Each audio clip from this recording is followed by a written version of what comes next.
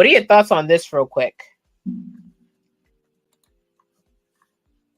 Much like Drew, Dijak's contract is up, so they may push him as an incentive to resign. It wouldn't surprise me if HBK and Co. want to commit him, don't want to wait to commit him until Dijak's contract. I agree. I think that's strategy. I think that is part of it. I think it's kind of, look what we can do for you if you were to re-up. But if you don't, Right. it is what it is.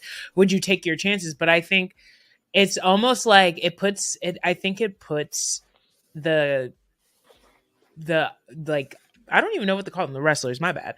It puts them in like a catch-22, because it's like, do you go out on a limb and really believe in yourself and really like be like, you know what, like, screw y'all, it is what it is. Like, I'm gonna just have faith and I'm gonna go elsewhere and make it work? Or do I, okay, this could happen if I re-up. The thing with WWE is you are gonna make good money. Like, you're not gonna be hurting for no cash, even if you're sitting in catering. Obviously you don't want to, but even if you're sitting in catering, you're gonna be making well over 6 figures a year anyway. Especially, well, him, not everybody in NXT, but he will. So it's depending on contract mostly. Yeah. So I think for him, they should start edging towards pushing him, just because he is such a great talent and it seemed like he got his mojo back. And I think he'll resign. Like, I really don't think he had a really good name on the indies, but I think he would go back on the indies for a while before going elsewhere again. And it's one of those things of, do you want to do that? Because now, because of like Matt Cardona, Nick Nemeth, and all these people, there's money in the indies now. But and there's not even that, it's just money, it's opportunity in the indies. Because like, as much as we know him to be the wrestle god, and he had that stink, now he had that stink in that brief stink when he was just the deathmatch god and CZW, like, he was everywhere. Even him, that same week, a lot of people don't remember, and a lot of people in the New York area, shout out to people in the chat that are from New York, he came to HOG 2 weeks later and won the HOG champ. So there's opportunity, just like Nick Nemeth was literally in Japan with New Japan Pro and then shows up to TNA. Matt Riddle is literally wrestling like at a local indie show this weekend in my, like, near where I'm living now. Like, Kurt Angle's going to be there. Like, it's like so much money to be made in the indies now because the wrestling economy is so good. So I think it's up to Dijak. Like, do you want to rest on yourself, prove that you could do your thing? You're going to be booked well on the indies, and then maybe you sign with AEW or TNA and then you go back to WWE at a later date? Or do you have faith that Shawn Michaels and Triple H will remember like the person you were when you were with Keith Lee and stuff, and like be like, all right, we're going to push him now because he re-upped? I think it's just that's the game you play. That's the gamble you take when you're in that position as a wrestler. What's going on, everybody? I can't sing. Jesus Christ, I will never do that again. But all in all, welcome back to another high-flying, stupendous, spectacular, fabulous episode of Watch What Happens NXT. It is, per usual, as always, your honorary wrestling girl, Sienna B, is in the building. An honorary wrestling girl at best, getting ready for a jam-packed week. I can't believe we're literally, we're a week away from WrestleMania. Like, next week is WrestleMania. Like internal screaming for WrestleMania next week. I'm so excited. The gang is so excited. Your mama's probably excited. Everybody's just excited. There's just so much going on. I cannot wait. At this episode too, like, everybody's excited. Your mama excited. Your brother's excited. Everybody's gonna be excited for this episode. I can't wait to dive into it. Gonna do my business, stand on business real quick. Shout out, per usual, to my bosses, Queen PR and Krista B of Those Wrestling Girls, for having me on their platform. If you're watching from Those Wrestling Girls streaming networks, and if you're watching from my personal channel, welcome. It's always a good time to see you when you come into my house. Not like that, but when you come into this house, it's a good time to see you. Just so you know. So much going on. I had a busy week. I'm good. I'm surviving. Life is lifing. The one thing I am excited about is I got my little, like, Watch What Happens Live. I'm getting slowly closer to feeling like the Andy Cohen of NXT wrestling talk, or NXT talk. So if anybody wants to plug that for me, make me their Andy Cohen. I completely understand, because I'm doing a whole spiel, glasses, the cute background, all that. So much is going on. I know the most exciting thing I'm excited about, Becky Lynch just got her book released today. I ordered it myself.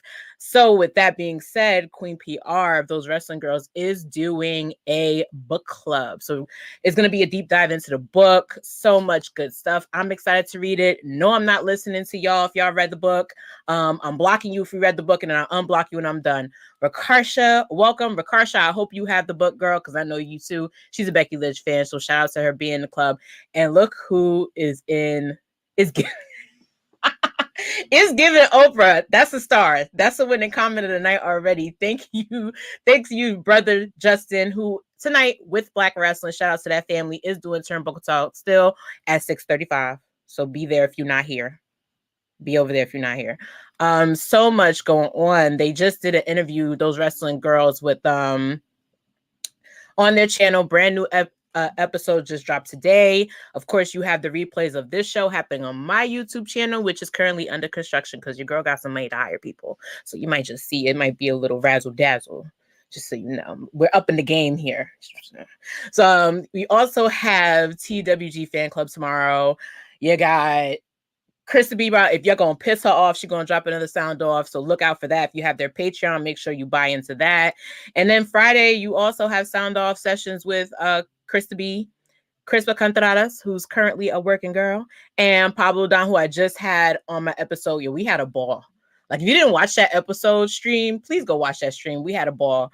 As you saw in that clip, we dived into a lot of stuff. If you saw my Instagram clip, we kind of kicked Roxanne in the ass. No shade. We love the girl, but we want more. And there's a lot more. There's so much going on. So, and we will be in Philly. That's the main thing. So with us being in Philly, I have to get into stand and deliver mode. So before I bring my guest on, let me just do a little magic I got here. Boom. Check that out. Officially in stand and deliver mode. I'm not changing my background though, because I'm pink and I'm cute. So I'm matching my shirt. But anyways, I'm excited to have this person on because I told y'all we elevating. Like, we're gonna get into some deep dive stuff. Like, I can't shade all the time. So I have to bring somebody who is not as shady as me, not as messy as me, but somebody who knows a little bit more than me. Okay, I'm a little bit expert. Previously, he did work at WWE, and he was told at one point, funny thing, he was told at one point that he was a Slammy Award winner for the Boneyard match. So that tells you his expertise. Right, let's get into that. You can see him yelling at folks on Twitter about everything within the gaming community that's going on. I know I'm excited. No, I haven't bought the game. He's going to yell at me when he gets on here because your girl's been going through some stuff. But 2K24, WWE 2K24 did just drop. So that's been going on. So he's been answering your questions. Ladies, without further ado, I don't have a clap for him. Like I told you, we ain't get that far into production. So what I'm going to do is I'm going to start some low-key, lo-fi music for him. Get him comfortable, slow that down because can't nobody be louder than me now. Come on, get it together. So without further ado, Mr. Cornell G is in the building, y'all. Ladies and gentlemen, welcome. What's up? How you doing? Welcome. The music was kind of like cool. I can't do like Tama Tonga, ain't gonna lie. I was just rocking with it. No, I'm just joking. How you doing? Thank you so much for having me.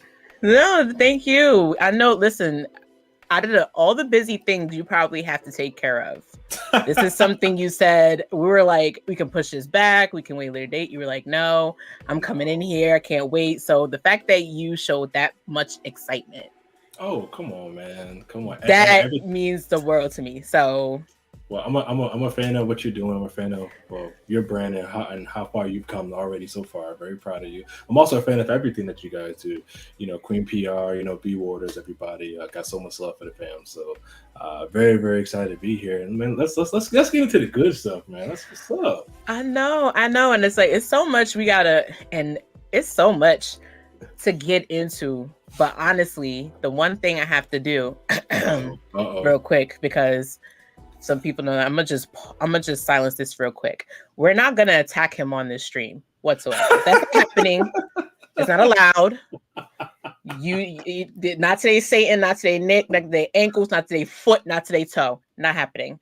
You want questions? Email somebody else today. He not on that time. And just so y'all know, the kind of coolness me and this guy have right about now. I'm Remy Ma. I rap and I smack chicks. So if anybody thinks they're going to do that today, go find another stream to watch. I'm just putting that out there. Full disclaimer. The numbers are going up, so I haven't scared nobody away yet. But that's just the disclaimer we have for this going on by her. Okay. All right. You think they got the gist? Oh, I'm pretty sure everybody got the gist. Okay. Because make Oprah take off her glasses now, because let's not do that. Let's not do that today. But without further ado, we don't need you to catch a charge. We don't need you to catch a charge. No, because listen, I don't got enough bail money and Philly money at the same time. So let's not take it there. Yeah, we definitely need you in Philly. We definitely need you in Philly. But so much is going on, especially for you. Yes. How are you doing overall, besides what I just disclaimed about? I'm good. I'm so excited for WrestleMania. So excited for NXT Stand and Deliver, as you talked about on the top of the show. I'm good. It's like WrestleMania season, so I'm out here getting mania fits together, getting shoes. So I collect a lot of shoes. I have over 70 pair of shoes, and predominantly about I have about 73, and I probably wear like 4 of them. So I just like to buy them, and I buy them for like big events. I'll just buy them, just for whatever. Like for Mania going to Philly, I bought 4 pair of shoes already, and I supposed to order 2 more to get here before I go. So I'm excited. It's everything. It's like the NBA Finals, Super Bowl, Fashion Week. It's the ultimate click up with all your friends and everybody that you see talk to on the internet. So it's a big deal. I know. So my brother, shout out to him, Soul Press in the building, actually came up with the theme song intro. He compares sneakers to girls' jeans. Like you can never have enough. So once he started doing that, I was like, oh, you know what? Okay, making sense now, because I never understood, like, between you, Corey, shout out to Corey, fixes my kicks on socials, and Sir Wilkins, shout out to him, Jabba Cheers podcast, great friend of mine. Y'all are kind of like connoisseurs in the game. So when I look at y'all collection and I look at my closet and I see that I need a whole bedroom full of clothes compared to what I sleep in, I'm just like, okay, maybe that's not a far-fetched idea, but I don't know which is worse. If that makes any sense. I think honestly, I think the shoe collection it gets the most flack because people are like, oh, why you buy all those shoes? You can't wear them all. But it's just like with bags or jeans or whatever. It's just like, or like an action figure collection, right? It's like being able to see a pair of shoes you dreamed about having, which is just something that goes on your feet for months, and you finally got it. It's just something about seeing it in your closet, knowing that you own it. Right. It feels good. Like, I know for a fact I bought a pair of sneakers for myself this Christmas. Okay. And I'll go like another 6 months without buying sneakers. But what I will do is buy a heel. See, exactly. So technically for you substitute your heel work and probably your flat game and all those kind of things different from wearing about sneakers. So but it's the same thing. They cousins. They live in the same neighborhood. I like that. I'm gonna use that too. We all cousins, we all family. I get it. So real quick, what's up? We're gonna get to all the fun stuff, but throughout this broadcast, I know you no longer work there anymore. Yes. First thing I love to do on this show is get into some women business, or some backstage business. Yeah. I said women business real quick because shout out to all the Keeks from the Public Enemy podcast. She just did her 15 most notable matches from Mercedes Moné, which if you haven't checked out, please watch it. It was really good last night. She had a live stream, nailed every point down that she could, did a great job, loved it. So it was in my head because I was watching it. But my thing is called Backstage Business. We get into some segments backstage that a lot of people don't think is important, but to me, they're key. So we dive into them a little bit. Yeah, we dive into them and you can give your analysis on them. First order of backstage business is Fallon Henley's she's been playing Mother Teresa real hard. Really hard. She, of course, we all know she broke up with the Fraction. That was her, Brooks, and Jensen. And Jensen's finding a little bit of his hard way. So she did follow him out the door, like the good friend she is. And he's voiced that he's frustrated. He's not finding his footing. So he's going to go find it somewhere else because it ain't there. It ain't in the parking lot of NXT. It ain't inside NXT. Is nowhere. But that being said, she also got into the crosshairs of one Miss Kalani Jordan, which I recommend her for. You could tell she's a sister at heart because sis had the ponytail on, no earrings, in the parking lot. Like, where the girls at? We're the ones that got me jumped. Where we at? Like, we about that action. Let's go. So that happened up in the parking lot, and Fallon kind of knocked some senses to like, hey, you can't do that by yourself. Yeah. So yeah, I'm not gonna let you do it. Obviously, that hints to that because, of course, she extended her arm like you see in the photo, and it was, how can I help? And no less than a few moments later, as the new plastics of NXT were making fun of Thea. Shout out to Mean Girls. You know, we were pink on Tuesdays. I were pink, but they're the new Regina George and all of them down at NXT. And they were basically making fun of Thea Hale, but then you leave Izzy and Kiana by herself to catch a fade from Fallon and Kalani. So, with Stand and Deliver coming up, I like how they're tying into these storylines. They're getting the women more involved. What is your take on possibly all four of these women having the longevity that they have? I feel like Kiana and Fallon definitely had that longevity. I mean, they've been beefing since homegirl Trick Jensen, so to speak. And then Kalani is kind of like the fresh face. She's a new favorite. People love her. And it's kind of like a marked up tension. So what do we think this could possibly lead to going to Stand Deliver season? So I think we got an opportunity here to go 3v3. Because I don't think Jasmine's fully ready yet, because we haven't seen her do anything besides push old boy from Chase U off the top rope. But outside of that, we haven't really seen anything else outside of that in terms of in-ring ability from her. Not saying she can't. Clearly, she's on TV 9 times out of 10. If you're being seen on TV, they have some type of trust in you. But I will say about Kiana James, and I think Kiana James right now, she has this amazing role where she's now being looked at as like the leader, right? Well, because she got Izzy with her, right? Which is like, so now she's leading and directing Izzy, but also they look so dang good together. And as you look back when Izzy first debuted, as just doing for the breakout tournament, when she first came on till now, her confidence has went tremendously high. And then you got Fallon, right? And I feel like we're getting not to the extreme of in-ring ability. Well, I take that back. Not to the in-ring dramatics of Johnny Gargano and Ciampa, but now we have a fight forever situation with two people. They're just tied together. Like they'll fight. Their stories will branch off. They'll come right back. The stories will branch off. They'll come right back. So I definitely look at Fallon as somebody who's really stepped up her game, especially coming out of that Tiffany feud, she really looked really, really good. And then Kalani, right? Like, Jesus, man, that's the next big thing in my opinion, man. So and Thea as well, like her personality, like clearly she can go. She's young, she's super green, but not super green. She's young, but she has the potential. She's still kind of green, but she has the potential to be a real key player in NXT. But she already has the personality. So now it's just about it's like hand-eye coordination playing basketball. It's just about being able to get to the game speed. And she's already there, but I think them showing range of her going from the bad girl, like, oh, I want to hang out with the bad girl with JC. I want to do things with JC. But now you kind of showing the range and the differentiate between her personalities and showing development. So I definitely think those 6 ladies will definitely get it on. And JC, I'll tell you right now, I feel like JC this past couple months, people might not pay attention to toxic attraction stuff isn't no more.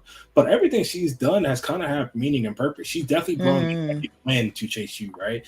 I always got love for my dog, Andre Chase and Vink and everybody, but I definitely think incorporating JC in there with Thea kind of gave them a different dynamic, especially when the whole like money situation was happening. She brought a very, very entertaining element to it. So I definitely think we're going to see them 6 lock it in Philadelphia, which I will love that. Like, appreciate y'all. Thank y'all. Y'all being mad nice. Welcome. Thank you. Hey. So check this out, because Justin know me. He know I'm not just talking. So, friend, I'll do my best. That's all I can say about that part. He said I'm really very mad because. I believe.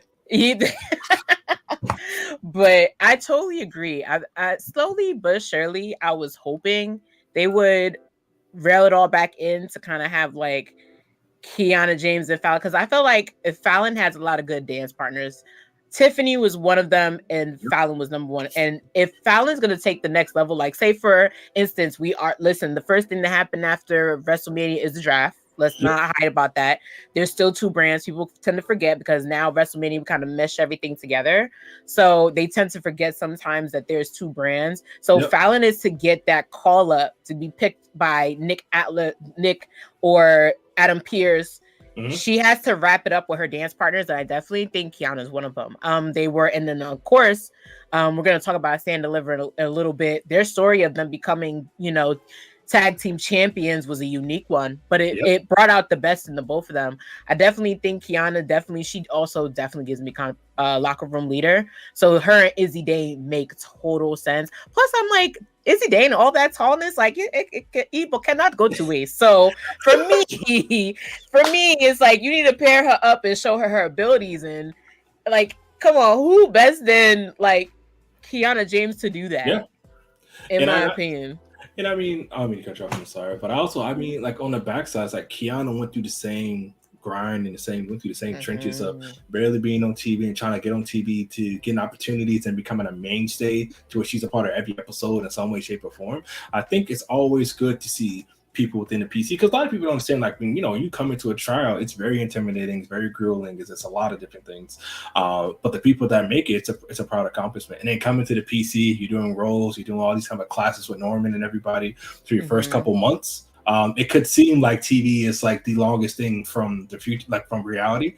So when you make it there and then you're on TV with somebody you can anchor yourself to that can kind of take you under their wing, that also kind of definitely helps you get started off on the right foot. And I think NXT has done an amazing job with that, especially with the women.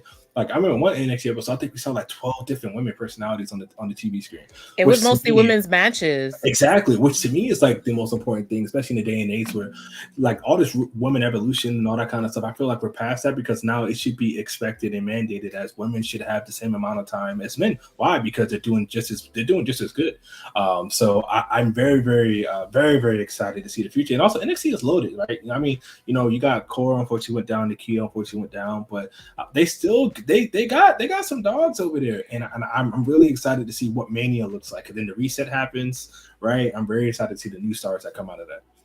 It's funny you bring that up, because I just thought about that. We went from, and I know you were there at the Royal Rumble, and I do want your take on this. We went from having to went from not being able to have a Royal Rumble at all, because there wasn't a lot of women there, to there being the first Royal Rumble where you got some surprises, some future Hall of Famers, some current Hall of Famers there. And then this is the first Royal Rumble.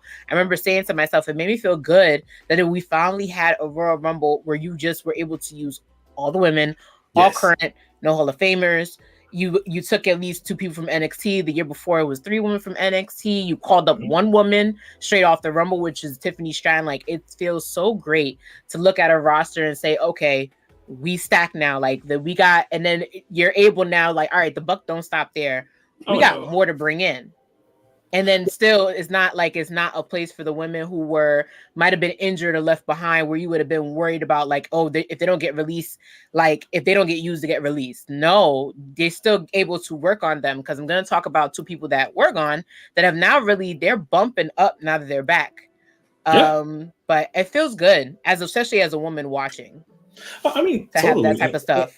And I mean, I can't speak from a Black woman perspective. I can only just get the outside looking in. But seeing folks like Jakara and Lash, right, come through there, and you see Jade, right, you see Bianca, you see Trin, right, you see so much African American women presence on a show across the board. And somebody like Lash too, where Lash was the easy target on the internet because the internet loves to just run their mouths. When she first came in, it was like, oh, look at her. First off, the woman was drafted in the WNBA, came over to WWE. I was at a tryout, right? And I saw her come in and do her thing, and to see what she is now, she's incredible. So I definitely think, to your point of like seeing how far women's wrestling, not just in WWE but as a whole, has gone, it's remarkable. And being able to do full women Royal Rumble and being able to have 30 current women superstars if you wanted to across all 3 brands that can come on and tear the house down, man, it's beyond an accomplishment. And I think also just for women in general, it's like I'm very happy with wrestling that's finally got here, to say the least. It's very exciting time. So speaking of women, well, just a little bit more backstage. It's looking more like women business after all. Because this is my Oh favorite segment of the yeah. night. I want to follow this. I'm following this so bad because if everybody knows, everybody who's watched this show since day one, I love Ariana Grace right now. I Listen, love her. She didn't get exactly what she wanted out of the breakout tournament, but she's a breakout star in my opinion. Like, it's funny because all the women who were in that breakout tournament are breakout stars yep. without even having a contract. So like with her, she did the weirdest way she won that match. I don't care how she won that match. That was entertaining. So this week she made on her promise. She's starting the transformation, you know. She's starting the ugly duckly turn to a swan when it comes to Gigi Dolan, who I'm also always excited to see. And she basically called her, she called her Georgina. And I was like, I'm pretty sure that's not even her name. And got her a beautiful tiara that says Miss NXT in training, which I'm not going to lie. When I first saw this, I was like, yo, run Athena the check real quick because something like this on Ring of Honor where they had like the minions. Yeah. And shout out to Billy who was like minion number I got the number 3,000 and something in a quarter, and then one of them was like the bestie minion. Yeah. It just like it just gives me that like Ariana Grace is just like for her to come with Tiara. I'm waiting for her to come out Gigi Dolan to learn how to wave and have her own synchronous music. I just think it's interesting because I also in my head I feel like Gigi's gonna blow her shit and just be like, no, I'm not doing this. I'm not doing the pageantry. Take your slash and shove it. So comedically, it's very interesting to see a woman be in a comedic role. It's also very rare. So what are your thoughts on that? Well, I think little Satino, sorry. I think she's arguably one of the best characters on Tuesday nights, outside of Trick Williams and a couple other folks. She is so dang funny. And I haven't seen it again. This is across men and women, right? I haven't seen a talent that can make me laugh like that since Billy Kay, right? Where somebody can get on the screen and just like their presence and their ability to just like tell jokes and do also Chelsea Green don't knock to my sis, but like being able to come in and tell a story and make people laugh after watching you on television, like I think that's one of the greatest gifts that God can give somebody. So I think somebody like Grace, Little Santino, I like calling her Little Santino. I was at her tryout too, but I think for her to come in this early in the game and being able to captivate an audience or wherever, to the point where Sean and them still want to put her on TV all the time. You put her with somebody like Gigi who can use his personality type of situation, because Gigi's personality outside of toxic attraction, she's been kind of wavering, right? She's still trying to figure out how to balance it out. So I think you give her somebody that's bright and colorful that she can actually like bounce off of. I think as we're seeing already, this is going to be a recipe for something good. Honestly, I hope it turns into Gigi actually buying into it in the long run and conforming into like a pageantry thing, and to the point where she gets to she gets too ahead of herself and then they threw again later on down the line.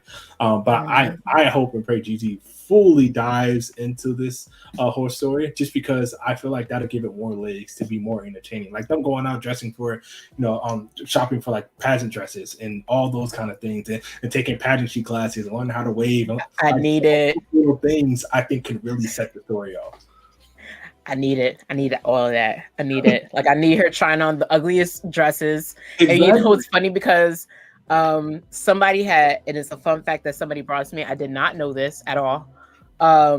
They watched the show and they were explaining to me Priscilla. Well, I know her as Priscilla Kelly because I was a big indie person back when I was taking my little break from WWE, and I did not know she was also on an episode of what is it? My Big Gypsy something, like Big Gypsy. It was like those TLC shows about like the big parties that Gypsy used to have. So I'm like, no, she wasn't. And someone sent me the video and I was just like, oh Lord. So I can only imagine that all of this is in some way traumatic for her, because it's just like, who wants to deal with that part of their past? But at the same time, I'm like, they make it so comedic and so fun and kind of like, how the hell am I going to get out of this? It's going to bring an interesting element to this whole story. And I was like, shout out to seeing people wanted more Gigi Dolan. Like, if this is the way we're going to see more Gigi Dolan and have it grown to something that's awesome, why the hell not? I mean, I think Gigi's peak with JC was when they were beyond characters, right? With Mandy and Toxic Attraction, they were giving you Right. character, and they were giving you like that edgy, edgy. I'm not gonna say other things, but they was giving you more of an edgy character than what NXT was already having at that time in 2.0. And then when they fully transitioned over to NXT again, they kind of watered it down, and she kind of went away from the grouping. So I feel like she kind of lost that edge that she has. So I think right now we're seeing the same version. Well, we're getting more of Gigi in the same light that we did previously, but now she's being challenged to just be a character again and for her to turn it up. And I think people understand what character range is and why it's so important, especially in the developmental space, because when these guys and girls come through, they need to be able to be a good guy and they need to be able to be a bad guy. You need to be able to make me believe that you can do both, because then once you get to Raw and SmackDown, it becomes a lot more seamless. Like Tiffany, right? Like Tiffy time, like it's easy for her right now because character-wise, she's already on 10. Right. And I think right now with her, the in-ring stuff is finally catching up to her personality. So now she's becoming a total package. I'm so glad you mentioned believable characters and heels turning face or face to heel, because we're going to get into that later. One more thing I'm going to get into. No. Don't be sorry. Like there's so much to talk about. It's like, even if you jumped a little bit, I wouldn't even be mad at it. Like I jumped so many times. I jumped back because people leave a lot of interesting comments. Yes, Josh is late. Shout out to Mr. Gersh. Great friend of the show. He was on our show, was really funny. So he probably knows how I feel about the next tag team, the next team I'm going to talk about. And it is, of course, my dogs, the Wolf Dogs. We had a little backstage segment with them. Those are my guys. They had a little tiff because they were arguing about somebody picking up the check. I don't want to know the element of that date. All I know is that my other favorite team is back. Otis and Tasawa of the Alpha Academy. Maxine pulling up looking as fine as she do, per usual. Basically said, how come we didn't get the phone call that we were allowed, that, we were bringing people from the dark past to be a part of this little tag team thing, because we went all the fray. So basically, Maxine, and again, fine, just love her. I adore her. Just with her fine self, just said, listen, we're not looking for a handout here. All we want is a chance at the belt. So how about we do this? You guys are not even competing for your own belts. You guys look bored. You're looking too shiny in your matching Adidas, looking like Run DMC -1. Why don't we just wrestle you guys for a position in this tournament? And Braun, that boy distracted, he just said yes. He even asked what kind of, it could have been a non-sanctioned match. It could have been a belt on a pole match. He didn't care. He saw one look at that girl and he was like, yes, whatever you say, I'll do it.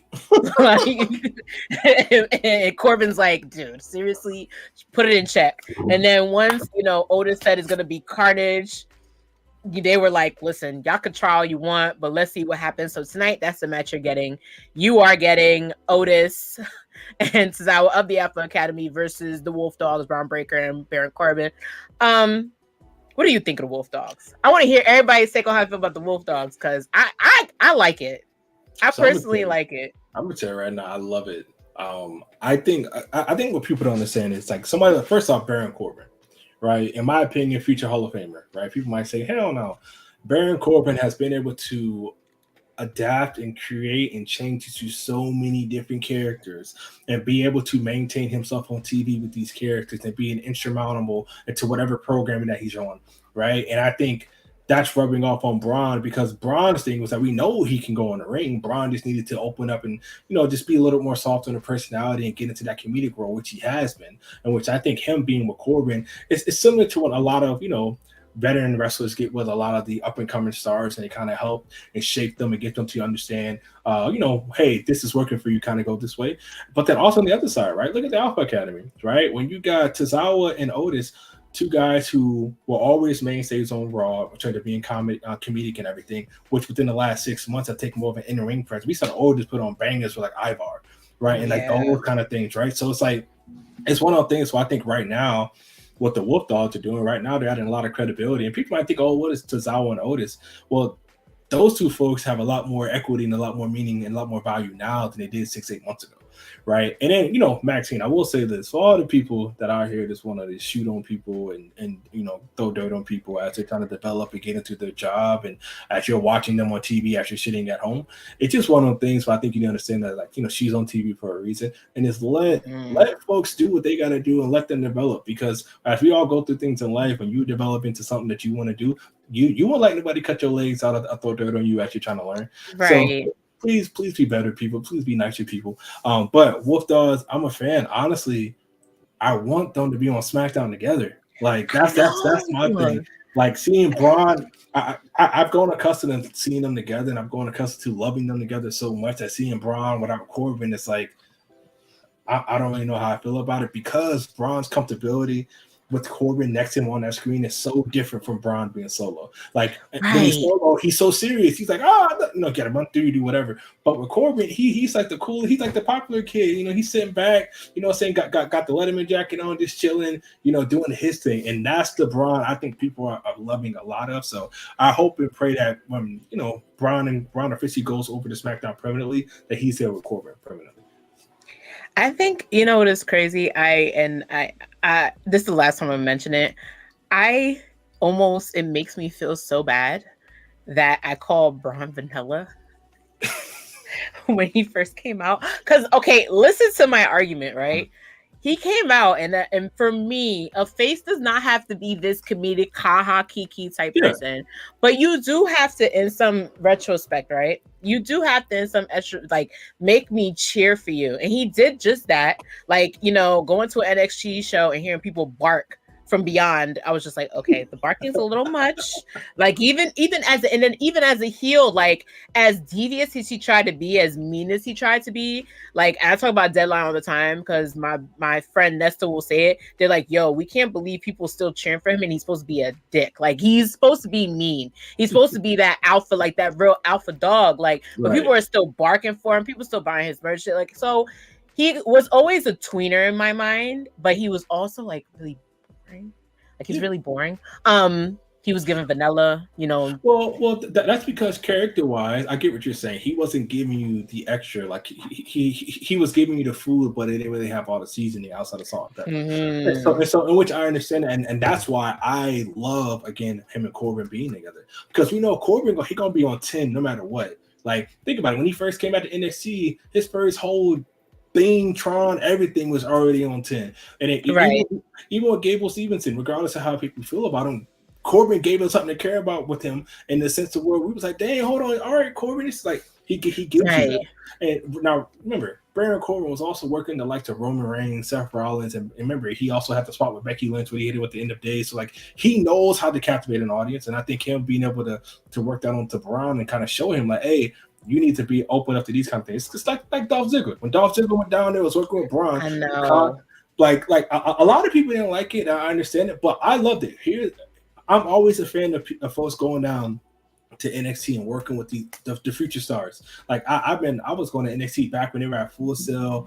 I was at the first ever NXT taping when Seth Rollins won the title. Right? I'm jealous. But see, it was always that where like you saw like down here we saw one WWE superstar come down. Like it'd be like you wouldn't find out until like the day before the show. So it would be Sheamus, the Big Show. I remember John Cena came down here one time, was in the sling because he had just did the elbow chip thing, so you couldn't wrestle, and Sheamus replaced him. When CM Punk came down here, it's like being able to see that kind of stuff, you got used to it. And then, you know, NXT found its way, and then we got to Black and Gold, blah, blah, blah. But I think now they're going back to roots, and I think that's helped the programming tremendously. Mm-hmm. And I think, too, also what it does is it still leaves a little bit of what 2.0 was supposed to be. Because 2.0, I feel like was supposed to be that lighter, like the old school WWE with like the gimmicks and the segments and the comedic stuff. So the way that they're able to do that, because like I said, like Braun Breaker is one of the longest 2.0 of the kids, and then you have the OG that is, you know, Baron Corbin. It's a good mix of past and present, but now they're literally still the future. Like I feel like Baron Corbin, him going back to NXT has elevated him in a way that's made more people pay attention to him. Like he was always worth paying attention to, but like just this run, I was even saying when he had his match with Braun Breaker and with Ilya that I was thoroughly like I hate that I overlooked him because he's so good. He's so much better. I just think that if he's gonna go back to main roster, this is the way to do it. Like, you leave NXT, you got a belt, you did something you didn't get to do the first time, because I remember Arrival. Like, he didn't get a chance to do it at Arrival, but he did it this time. So for me, this made me a fan of him. I was like, you can go back to being Constable, you can go back to being a dick, you can go back to being Happy Corbin. I'm like, listen, I like Corbin. I like him. I don't care. You can't make me dislike him. I don't know. I feel like to your point, like, so I was at the meeting when Vince had the PC about 2.0 coming through and everything. And for me, I thought it was the greatest thing because I felt like Black and Gold ran its course, right? All of our indie darlings and everything, like we had enough of it. But wrestling as a whole, it started to take shape. AEW came into the picture, and the transition from NXT Superstars was not working well on Raw and SmackDown because it just wasn't working. You know, it just. But what you said, it's just not. You know what I'm saying? It's not happening like that. You know what I'm saying? But I think when 2.0 came into the picture, it was one of the things where we got to see more over the top characters versus like over the top matches, right? Versus seeing 5-star bangers every single week. We got to see people make us laugh and all that, and where Braun Breaker, he was, like you said, the original OG, him, Mello, Grayson, Tony D, like those guys. I look at pillars within NXT right now.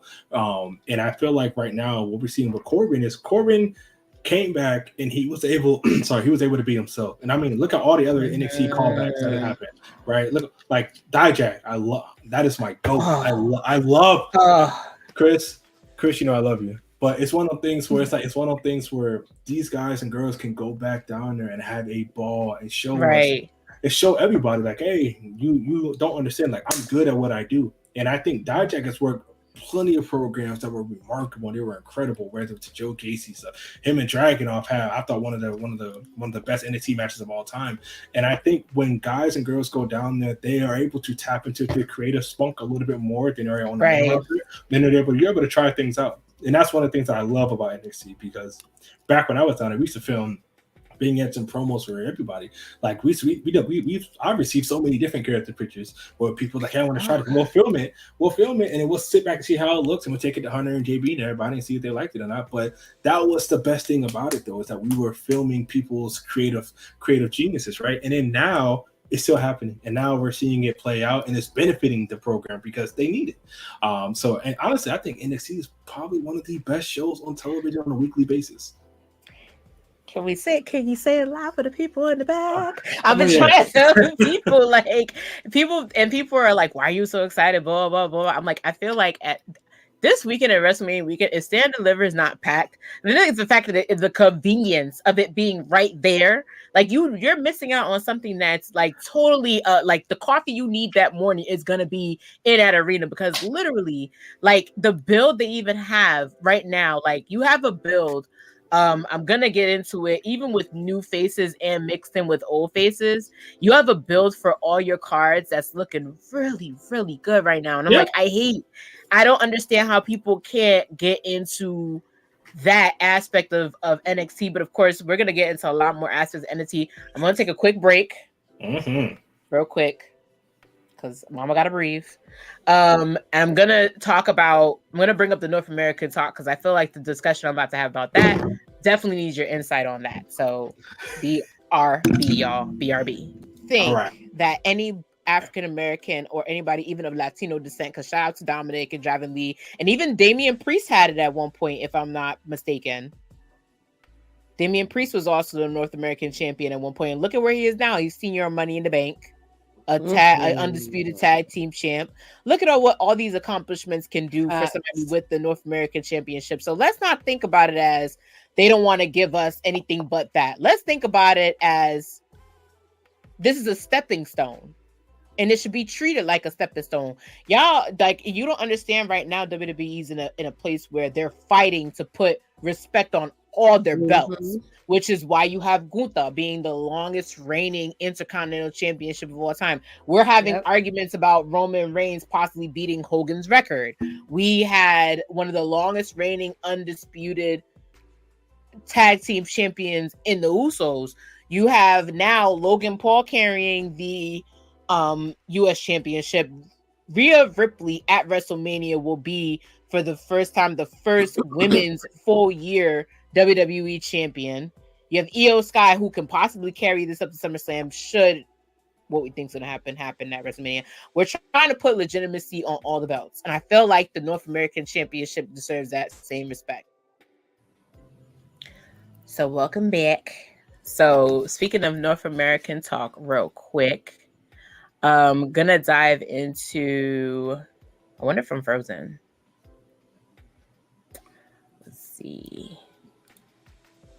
Gonna dive into real quick the North American Championship title reign that's going on right now. We are just a few moments away from deciding. I need to know between these two who the hell is going to be able to deal with Oba Femi, because let me tell you something. They don't make that back. They make that back home, but you don't see it outside. The way this man is stacked and built and ready, and even the way he talks. And Cornell, let me tell you something. In my community, we literally, like, all our cousins would agree that, like, Africans, when they tell you they want to tell you something, they tell you that in haiku. Like, if you have beef with somebody, it's not I have a problem with that person. That person, like my father once said, it was like a full meal and it ran its course. I was like, what are you talking about? All I asked you was like, why Uncle so-and-so don't come around here no more? And you gave me like a full haiku. Like, I need you to just tell me what happened. Like, I don't need, like, the way he talks. I'm just so intrigued. So what happened in this segment was you had basically, Brick says he's had enough. He wants Oba out here right now. You know, he saw his best friend get his ass beat. And then Oba basically said, like, you better watch out for your best friend. You can watch what happens as I crush your best friend. And that's what happened last week. So then Oba came out and he said, listen, I've been waiting for you to come here because, you know, I don't go looking for anybody for this belt. People come to me. And he's right to do that. He's a champion. He's trying to put legitimacy. Like I said, they're trying to put legitimacy on all their belts. That's exactly what he's doing with the North American Championship. So it was basically about a what you're going to do type back and forth. And then Dijak entered himself in the mix. It gave humor. It gave excitement. You know, Dijak saying, what's the name, saying he looked like Shaft, and then him going, listen, I don't know if you checked this, brother. I'm white. I love that. That was a quick, like, pro quo, some attitude era type stuff. Well, it's actually some ruthless aggression era type little funny stuff here and there. They stuck that in there. But it was a good segment, but it put me on, like, only thing I was like, dude, I just need to know, like, are we getting a triple threat? Are we getting one more person in the mix? Are we getting the two-way? Are we getting the number one qualifier coming up soon? Like, what are we getting? So if we were to put Oba against one of the two, who would you pick? Oh, Dijak, easily. Come on now. And listen, I got so much love for Josh Briggs and everything, but I will say Dijak is becoming Mr. Takeover. You know, and when he's been doing that. Listen, I was at the takeovers when he did the front flip into Keith Lee into the chair. Like, that is my favorite. That is my favorite clip of all time. Like, I've been blessed. I've watched so much stuff that Dijak has done, but I think Oba right now he's still fresh, but I think that they're easily giving him two veteran guys that he can easily do promos with that will protect him, and in the ring, of course, they'll make sure that he looks good. But I really think he needs one of these matches like pop, right? Like him versus Dragon Lee with Gucci. That was fine, that was great. But I think him and Dijak, because Dijak's his size, right? And Dijak is going to be able to, because Oba's thing is that he is strong as an ox. He is like that boy is strong. And I think for Dijak, his ability to be agile and being able to pull out tricks and flips and all these kind of things out of nowhere. It's similar to Keith Lee and Dijak, where one was stronger than God knows what, and one is able to do a backflip at 6'6", 6'7". So I would go Dijak, because then you're giving Oba a great WrestleMania weekend match that people will definitely leave amazed. I definitely, like, it is also another person that has just brought me back to who they used to be when they were before, you know, they got called up, it didn't work out. To a lot of people, I remember watching the Ruthless Aggression episode about OVW. And I remember, like, it was Mark Henry who said that he felt like him being sent back to OVW was more like a punishment. Like they didn't have anything for him on the main roster, so they just shipped you back. I think there's an enjoyment of being like, listen, we need you on NXT for a little bit because some of these wrestlers are like, oh, fresh meat. Put me on the bus, and I get to be home for a couple of days. Like, sign me up. Like, I get to go down the block to work. Shoot, why not? So I think that with Dijak, he's definitely bringing himself back to his former glory, because you mentioned his match with Keith Lee, and easily when people talk about Black and Gold, they easily bring that match up with a whole lot of other matches. And I just feel like with this run, I was very impressed. I forgot who Dijak was until I saw that Asylum match. Like, I really forgot who he was. Like, because before then, he was the guy who broke his finger. And with that match, it kind of like restabled him as the, listen, I'm one of the best. Yeah, no, I ain't going out. Exactly. I ain't going out like that. He definitely didn't. So I am been thoroughly impressed with him. I've always said that I feel like Josh Briggs needs a lot more. I feel like this is the more that he needs for him to jump into the deadline tournament and be handpicked. Sometimes that does something to you. I know he was a little lost. He was probably more conflicted that he wasn't going to be in a faction. But I know that sparked something in him, especially to have a Hall of Famer like freaking JBL come up to you and tell you why they chose you and to reinforce that choice. Yeah. I definitely know for a fact this isn't going to be the end of him. If my pick is him, because even if he doesn't go onto it, you can say, hey, put that guy there and it's going to work out. That's just my take on it. I get that. And I just feel like go ahead. I'm sorry. With the discussion that I had, and you can say what you want to say, but I just want to answer this question. With the discussion I had, because I know you're on Twitter, from X Twitter, whatever it's called, and you've seen the uproar when Trick Williams won the North American Championship. I do want to know your thoughts on like the legacy of it, because I feel like the North American Championship has a level of importance, and some people just feel like it's a consolation prize. But I want to know your thoughts on that idea. It's absolutely not a consolation prize, and Wesley had one of his greatest career years as a North American champion, and was able to put on banger after banger after banger after banger as the champion, right? And even the likes of Carmelo, right? And you can even go all the way to Swerve and at Adam Cole's and the Ricochets and all those guys, right? So it's like, no, it's definitely not a consolation prize. I think it's able to show that there's another title here, and there's another division for other guys that work just as hard as the main card guys. But it's like the workhorse title, but everybody in NXT is a workhorse, right? So it's like it's like the norm, right? So no, it's definitely not a consolation prize, and I think it's one of those things where like think about it, when Dijak and Dragunov out here putting on bangers, right? Or you got Dijak and Gacy going crazy, right? Or you got Oba and Dragon Lee, like Oba slapping Dragon Lee's chest through a wall, like those, like being able, like NXT is loaded, right? We're not even talking about Melo yet, right? We're not even talking about Melo and Trick yet, right? We're not even talking about so like you also need a funnel. You need somewhere for these other guys to be able to showcase themselves, and wrestling's a sport, right? It's a singular sport, right? Where you only have yourself, right? So if you can't get one title, you need to go find another one. So it's definitely not no consolation prize. And I just think in general, I think the North American title definitely provides the purpose where it molds somebody where it's like, hey, you got next. Let's just go ahead and work on these couple things right here. That's going to give you a title, right? See how this goes. Okay, cool. Now let's do this in 6 to 8 months, 6 to 12 months. Let's then put you to the main title picture. And let's see if you can hold the real title. Right. So it's one of those things where it's definitely a prep, but it's definitely, hell no, it's not. Nothing on television is a consolation prize. I'm sorry. Nothing. No, and I hate that talk. I just don't like the discussion.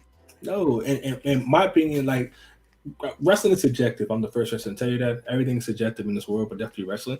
But nothing, I mean, that's just a fact. Nothing is a consolation prize, because the folks that win it, you see how excited they are, see how emotional they are, because that's an accomplishment for them.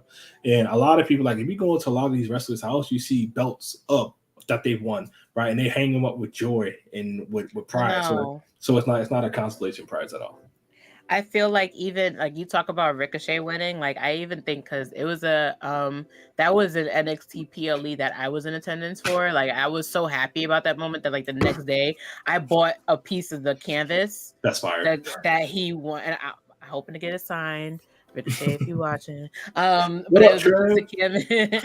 It was a piece of canvas that he won because that moment, like for him to beat Adam Cole for that North American Championship meant so much to me. Because like I said, we don't get as much already. So the fact that they were like they gave somebody like him, like Trick, like Keith Lee, like Easily. but like for Carmelo Hayes to be 2-time and unify, like for them to give them those moments, we take pride in that. I don't care how it's done. I don't care when it's done. We take pride in it because I'm gonna celebrate the hell out of it. Like these are men these are men that deserve it.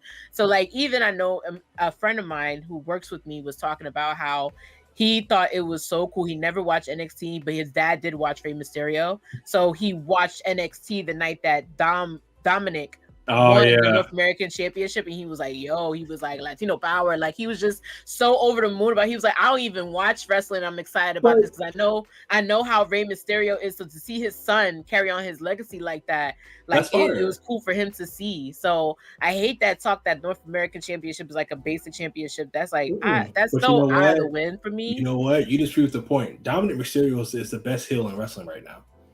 He was the North American champion who gets booed. He got booed at his own wedding, right? So it's like it's all the thing. It's like, so how can you call that title? How can you call that title just like basically like nothing in a sense, right? Where it's a consolation prize when the best heel in the business, and that's just not just WWE, that the best heel in the business, in the wrestling sport, in the wrestling business, had the title for X amount of time, and he did a duel, right? He brought it to Raw, brought it to SmackDown, right? And NXT, but also circle back to your point where representation and Black athletes within NXT getting the North American title. Honestly, I think that's incredible because you know what? Again, not everybody can be the champion, right? And there's only X amount of opportunities, only X amount of belts. So it's like the fact that we're seeing a lot more African American men get opportunities to be a title holder, to see how it looks on them, to see how a run with them would look, and a lot of them has successfully converted to main champions. Keith Lee had both of the titles. I was there. Like I filmed the match. Like it's one of those things where to me honestly, everybody that was at Full Sail when we take that night felt that energy in the room when we saw Keith Lee and then he saw that man hold up both of them titles and you realize nobody's ever done that before. Right. It's just like the moment, like it's, and I get people want more. Like more is coming. Like I remember watching, like I said, Carmelo Hayes. I remember watching him win the North American Championship, and then I'm at home, as bright as day, watching Stand and Deliver, and boom, he's main eventing, wins the belt, and has like the most respectable handshake, and he's literally that is pride. Like that. Listen, that's history in the making. So. I wouldn't, even if it takes that belt to make it happen, I'm gonna watch it happen. I don't care what anyone says. Like even like for a second, like Oba being, somebody who was that short term in WWE, even though we know he wasn't really short term, but for him to have his heritage behind him, using the fact that he's the Nigerian ruler and all that gimmick stuff. Listen, we feed off of that shit. I make a joke and it's funny. I tweeted, my father was watching me watch it because I was like downstairs watching it with the family, and he was like, who is this guy? He's big. And I said, his name is Oba Femi. And he's like, he's African? And I'm like, yeah, Dad, it's Oba Femi is a Nigerian name. He goes, oh. And I watched my dad slowly walk past me and sit right on the couch with me. And as we're watching the match and he won his rematch, my dad goes, damn right, who was beating him, and gets up and leaves. Like for that to happen, that means something to people. So that all that, I'm like, this talk, I hope it never happens again. For it to happen the way it's happening, I'm happy. So if they want to give it to whoever they want, I feel like whoever gets the pride of it, it means something. It's a stepping stone because you can't even become the Triple Crown champion NXT without that belt. So it has to be something. Yeah, but I mean, also the greats, all the NXT greats have held it. The Gargano, Adam Cole, right? Like all first ever Triple Crown winner. Like it's like, so you can't call again. People will push a narrative when they want to have their own objective point and their own agenda. So at the end of the day, you have to I wouldn't even acknowledge that narrative because everybody got one, and that just don't make no dang sense. Like nothing in WWE is a consolation prize, and I think Oba winning a title as an NIL athlete is beyond important because it kind of shows that that PC man, it's a hit factory, man. It's a hit factory, man. And I'm telling you, I've seen I've seen former NFL players come up in there and cry and like not be able to do it. I'm not going to disclose names and nothing like that. I've seen crossover athletes come over and try and it didn't work out.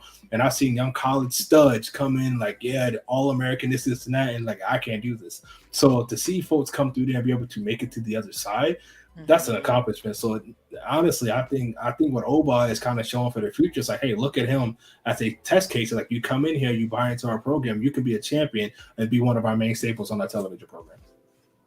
Agreed, 1,000%. See, this is why I told y'all I bring the experts up in the building. I bring the expertise up in here. We're not just talking that talk. Nah. So real quick, what's up? Another tag team frame that's going on. Oh yes. Let me tell you. Listen, I didn't even know what their name meant, but we're adding No Quarter Catch Crew to the list of shit I'm gonna keep watching because they put in work.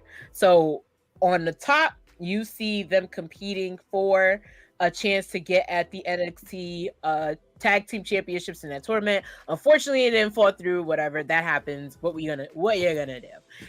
But not to say they, meaning all four of them, are the Heritage Cup champions. So I find it interesting, and I find it interesting because my favorite of the group, Mr. Drew Gulak, went up against my favorite at Chase U, Mr. Riley Osborne, and man, did they put on a banger, because that match was full of high flying, a lot of technician work. Of course, we know Drew, he's eyeing the prize to be in Philly, so he's going to hang on to whatever title they give him. But all in all, while they didn't qualify for the tag team, which was great, I love watching Nathan Frazier and Axiom as a tag team. They worked like another team that was kicking each other's ass a couple of months ago, and now they a team. See, sometimes you just gotta beat each other up to make things work. Sometimes you just gotta handle it out in the parking lot and huff and puff and say, "Good fight. Let's go have a beer." Like Briggs and Jensen, and look at them. They were tag team champions. So maybe that's what it took. Am I right or am I wrong? I think you're right, because we've seen the other tag teams become like, good friends, better enemy situation where they had beef and then they became a tag team because they, for a common interest, like the Bar, right? With Cesaro and Sheamus. But I will say, so I think, Drew Gulak going down to NXT, and a lot of people don't understand the things that Gulak does. First off, that man is an incredible talent. And he's an incredible teacher. He hosts his class at the PC on a weekly basis. Wow. And he's been doing that for years, right? So not like it just started when he got back down to NXT. So Drew Gulak, he's a great teacher. He cares so much about the art of wrestling, and he cares so much about WWE as a whole, to where he loves helping out his peers. And I think what we have right now for him is 3 up and coming, Damon, Damon Kemp, right? So like that's my dog, and you got Lil Regal, right? And I think those 2 guys right there have so much prestige to their name, to where they probably feel like they need to live up to a hype, right? Just because of their family and their heritage and the folks that they're associated with. So I think right now Gulak is the glue that keeps it all together, and I think he's due for this. The last time we saw Gulak have this kind of role was on Cruiserweight, on 205 Live, doing the Cruiserweight stuff and all that, and he just been away just doing nothing really for a while. But I think right now he's back, and he's in an element where NXT is thriving, and they need somebody like him down there. Because he helps so much on screen, but also off the screen, right? So like him wrestling against Riley Osborne helps so much, because Riley Osborne gets a veteran to help lead them in the ring and kind of help guide them through the match and be able to show him the ins and outs, to be able to work with him on television. I will say this whole slide, I just love Drew Gulak tremendously. He's honestly one of the greatest humans, but better wrestlers ever.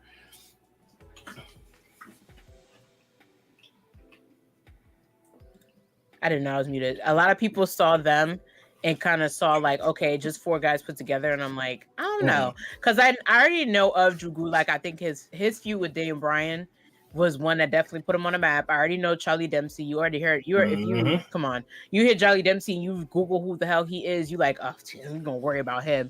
And then Miles Bourne was kind of like the underdog for a while, but he had some really notable matches. And then of course, if you like, I was a big fan of Brian Kemp. So you know how people are still mad at like Lawrence Fishburne for playing Ike Turner. I'm still mad at him for injuring Roderick Strong because I loved me some Roderick Strong back in the day. So I'm Roddy, still we mad love at Roddy. him. We love Yeah, Roddy. I'm still mad at him. I don't care. He can give me a bouquet of flowers. I'm gonna still look at him up and down. But you know, I already knew of him, but I knew he's an excellent wrestler. So when I saw all four of them put together, I said, "This is interesting what Drew Gulak has done," because he made it seem like he was down there gifting everybody with his knowledge, and look at what he's done.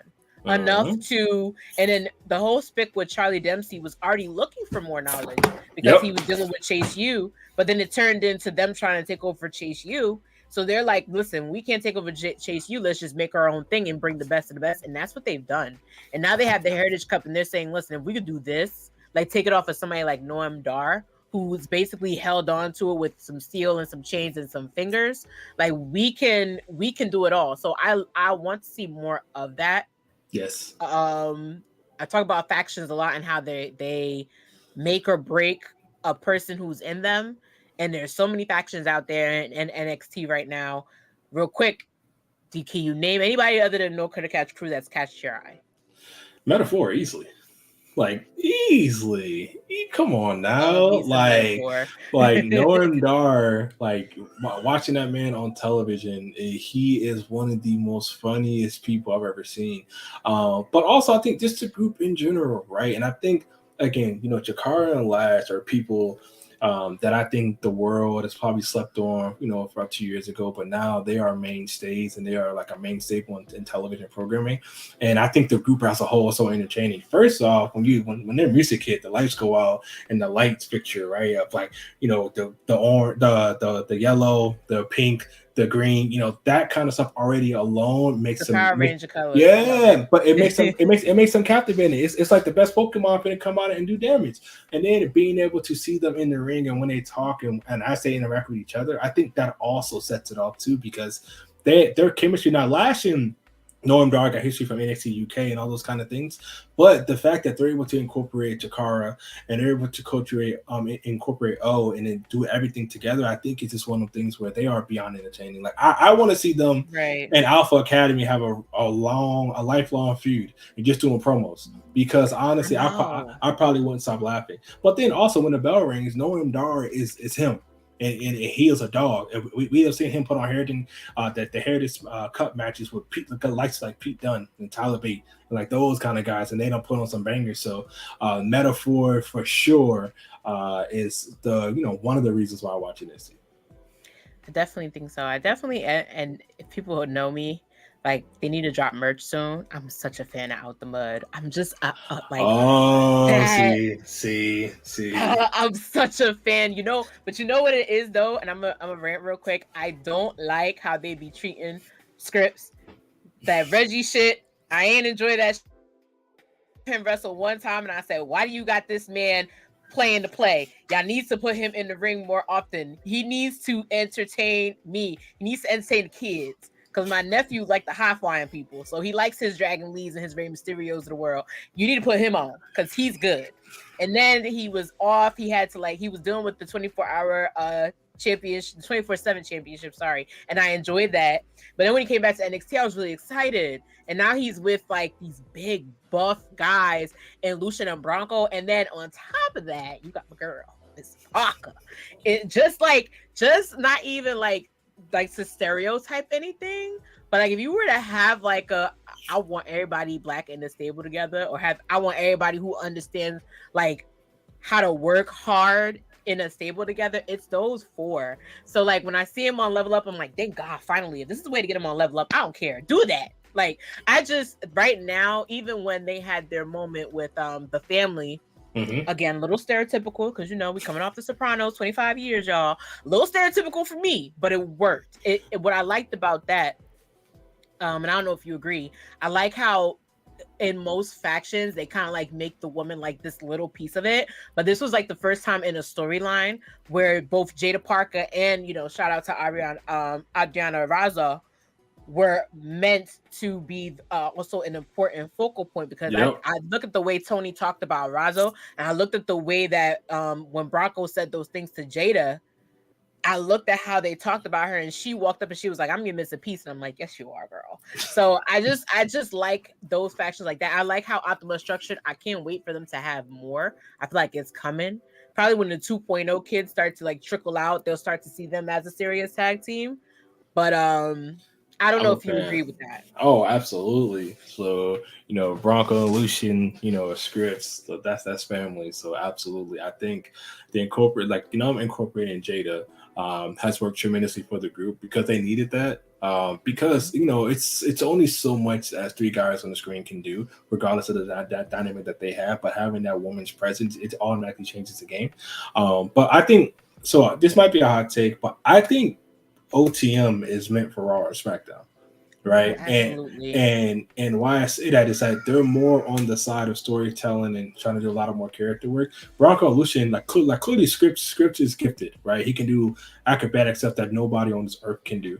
But I think what they're doing right now in NXT is that they're putting together the puzzle to being able to get everything for them to be ready and then just let them go. I think like they don't need tag team title run. They'd be great if they had it, but I don't think they need it. And I think that's also something that's lost in the art of wrestling. Like you don't need to be a champion to be good. Like you don't need a title to be good. Titles are great. Right. Absolutely. Of course, it solidifies you to the crowd. But internally, you don't need a title to be great. Right. You like Definitely don't. and I think it's one of those things where with OTM, I think that them going to Raw and SmackDown with their size and their ability to do the things that they do, I think they're going to shine so much more because they're working with a lot more veterans up there. And that's why I think like the OC going back down is incredible right now, especially for the tag team scene because you got a lot of green out there in the tag team scene. But I think those guys down there in the tag team scene can benefit from it. But then guys like OTM, they look like Raw and SmackDown superstars. They look like monsters, right? And you got Script who was able to entertain us for months and months with Dana Brooke and Spud on the 24/7, like even with the wedding and all the kind of stuff on R-Truth and him and Nia Jax, right? So it's like that's a lot of different things that he was able to do to entertain us. So I think they have all the pieces. I think right now they're just going ahead and massaging out certain things and putting certain pieces to the puzzle together. But I think once the picture is fully set for OTM, they're gonna be like, dang, okay, you know what? Right. All right. You're gonna be like, Exactly. like, And to me, it's crazy because people try to get on script and be like, oh man, you're not this and that. Listen, that man's from St. Louis, from the hood, and like, I saw his pants. I was like, he got the arch on there. Listen, that man, I've been through some things. That man, unfortunately, on seen dead bodies. Like he's out the mud. Honestly, with those guys, and of course Miss Parker, like that's not just like a TV moniker. Like that they done been through some stuff. Like we all have gone through things. But so like that the out the mud stuff and like how they are now, it's more closer to their actual real life personality than people would think. And I like people, and just to wrap it up real quick, I remember people had the discourse about Jada Parker because they found out that she grew up middle class and that she went to a private school. I'm like, okay. Full disclaimer, I went to an all-girls school on a scholarship because mom and daddy ain't have it like that. And the schools where I was from, they weren't the best schools to graduate from. So if anybody understands, like, okay, you can't judge a book just based on what you heard in the back of the book. Like, you need to actually open the book and turn a couple pages and read it to know how somebody is. You can't make judgment. So I could fully understand where they was coming from with that. But I'm like, that was a stupid take. Like, you're trying to crack a gimmick? You think this isn't Where's Waldo? Just enjoy the show and watch it. I don't need you to know everything. That's like saying the Undertaker's not dead. Oh, the Undertaker's alive. Oh, he's not a zombie. He's not dead. Kane didn't die in the fire when he was a kid and get burned down. No. You don't know his life. Like, come on. Like, come on, bro. But also, like, to the point was like, if her parents put her in wherever, they made sure their daughter had the opportunity to do the best for herself. And a lot of y'all, like, a lot of people need to understand. It's like, bro, it don't matter what the hell you think. At the end of the day, that these folks lived their life and they went through whatever. Like, yeah, she went to LSU, which is one of the most respected universities in the world. And at the end of the day, she worked to get there. So it don't matter if she was middle class, low class, high class, rich. It don't matter. These folks are here. So just respect them as they're here. Respect what they're giving you. Shout out to LSU. I actually have a cousin who's doing third year. Okay. Third year. full biology major. Love her to death. Ooh, She don't got no okay. time to watch my show, but I'm still gonna shout her out anyway. She's the girl, homegirl's being already scouted by companies, so I understand LSU's a big deal. That's incredible. Speaking of fractions, we're gonna dive into this family right here. So I feel like this is a full family. I'm gonna go over this quick because I'm gonna save the talk for him versus Ilya a little later on in a different show. But real quick, from the beginning of 2.0, you talked about Tony D being the one of the OG, the pillars of 2.0, if you will. So him having them by his side, his underdog, his concierge, if I'm saying it correctly, you know, the boss, the side boss who is Razzo, the strong arm. Do you think that Ilya Dragunov has something to worry about when Tony D has these people working for him? Oh, easily. To stand deliver. Easily. I think I'll tell you right now, I think Tony D realized that being nice isn't working for him, right? And he don't want tag team gold. He wants main title gold. And I think he also realizes that, you know, right now, like it was just him and Sax, right? Now he's like, no, we need somebody else. Like the family needs to expand, and I think he's right. And I think Tony is being more heelless because him being who he is to his core was when he was benefiting the best, when he had the most success before his injury, right? So I definitely think, you know, Dragunov. I mean, anytime you taking on, you know, potentially 4 other people, you always got something to be worried about. But I think Dragunov. He's been such workhorse that he needs to also understand that Tony plays games, man, very psychological games, man. And you got to be on your P's and Q's. You got to be on your P's and Q's because the family, like they're at the bloodline, man. They just keep coming. They just keep coming. I just feel like even like I was really big on Crucifino, sorry. And I was just like, yo, why is he not with Tony D? I said that from the beginning. I said that during his NXT level up thing that he was doing. Even like the one thing I think I'm a real big fan of him, I'm not gonna lie, is that his gimmick is something that mixes in with this new era. Like it really mixes in because like even now he got the People's Court music going on, his suit, his tie. It's addictive. Like all he's missing is like the like to go with his name, like the little that's all he's missing. So it's like this was whoever told him to go with this. If he decided to go with this is genius because you don't like the last person you had with that kind of gimmick was what was in it, the IRS man. Yes. Who is going into the Hall of Fame? Shout out to him. That's the last time you had a gimmick that was like really, really interesting. And I just feel like this is what Tony D needed. Like Tony D has somebody by his side, and he's also somebody. It's funny, you look at Stand Deliver. He's somebody that never was not off on Stand Deliver days, right? From the first, from Dallas to LA to now, he's somebody that's just been busy. I feel like people don't understand that there's always been a slow evolution with Tony D. Because they're like he deserves to be there. Like the gimmick, everything works. He's a strong guy. Like he literally just fits the mold when it comes to NXT and when you want somebody to develop themselves from the bottom, gimmick wise, he's perfect. I don't think they're giving him this match because it's Sopranos. We do like no, but we do think that if Tony wanted to turn on a match at NXT, he would look for Tony D'Angelo and say it's guy. Like it just gives me that vibe. I'm happy for him. I love seeing it. To be honest, this title match to me is going to be the most fascinating of it because he's the first person to not be worried about Ilya at all. Because Ilya say one thing to you and you look worried. Like Corbin looked worried, Trick looked worried. The second time Carmelo Hayes went in there, he was worried. I don't care what nobody say. Like everybody's been looking worried at Ilya because it's like, can I really take this off of him? I don't know. So that's my take on it. I know I'm gonna have a lot more because I know tonight Ilya goes up against Stax. So I want to see if they played a numbers game and what they're planning to do with that numbers game. I would assume so. I think we get some sort of physicality there, but I think Dragunov gets the upper hand leading into next week being the go home episode of Going to the Stand and Deliver. But to your point, I think the family needed this reheat. They had the titles and all that stuff, which was great. But when Tony first got on the scene, he was the hottest. Like it was like LaPlace said, "How you feel, hater? Thanks y'all, the hottest man on earth." Like that was Tony D. Like his gimmick was like the thing. But I think his in-ring ability need to catch up to that. And now he's good. He's balanced. Like personality and in-ring ability both are matching. So yeah, I'm very excited to see this match take shape because Dragunov's a dog and he's very aggressive. So it's Tony, the red eyes, like when he put them contacts on. Y'all don't understand. This man's gimmick is not just pain. like it's pain. Like I swear to God, I started following him for his workout videos, and I'm like, I can't even do half of them. Like I can't imagine trying to do a one arm push up with 25 pounds on your back. I can't imagine what that's like. I don't want to imagine what that's like. I will eat a donut before I try to imagine what that's like. Let's be real about that part. But I'm like, this man is working. Like when he really say I'm working to put food on the table for my family, like he's not joking. So the thought of somebody coming in and thinking they could take that away from him, I'm gonna work 10 times harder. So I commend him for that.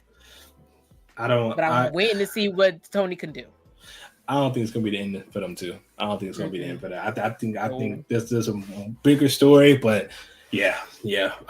Tony, please bring your working boots to Philly. Hard stomp, not them cat boots. We need you to have the mouthpiece too. Yes, not even Doc Martens can do this. I'm sorry. Like bring the heavy artillery, sir, because it's not. I don't know how it's going to go down. Real quick. Gonna dive into the end. I know I'm skipping a lot. There's so much to cover. I got one more week of stand deliver, y'all, and then.